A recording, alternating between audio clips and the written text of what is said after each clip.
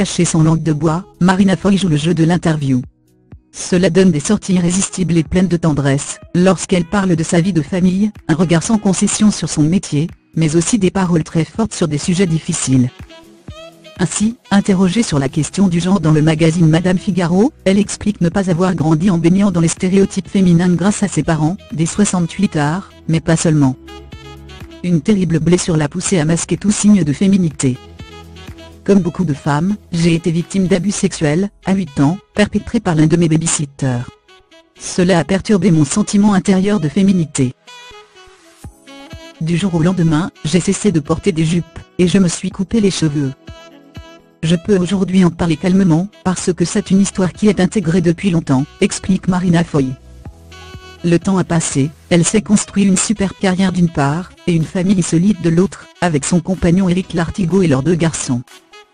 Ce mois-ci, l'actrice à l'affiche d'une intime conviction, a également évoqué cette histoire traumatisante pour la revue Society. « Moi, je n'ai pas porté plainte après ce qui m'est arrivé à cet encycle.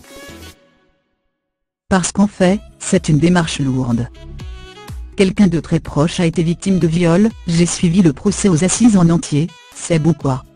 L'esprit de justice et de vengeance m'a effleuré mais je n'avais pas eu l'énergie de porter plainte. Elle portera toutefois plainte plus tard, vers 20 ans, contre un faux directeur de casting qui piégeait des jeunes femmes. » En toute franchise et sans jouer le politiquement correct, Marina Foy a aussi confié à Society comment elle avait vécu le mouvement Meutode. « J'ai surtout aimé Balance ton porc. Pas tant le hashtag que la réaction que ça a suscité chez les hommes et certaines femmes parfois plus misogynes que les hommes eux-mêmes. J'ai été fascinée par le fait que les femmes n'aient même pas le droit de récupérer leur violence. Oui, balance ton porc, c'est viol. Oui, c'est limite, il y a parfois une forme de vulgarité. Mais il s'agit de dénoncer une violence, dont on est séculairement victime. On n'aurait pas le droit de la récupérer juste une fois, avec un petit hashtag. Il faudrait que, là aussi, on soit élégante, douce, maman, et qu'on vous raconte une histoire au coucher. Non, ce n'est pas comme ça.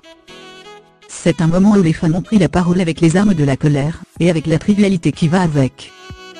Ça m'a plu, moi.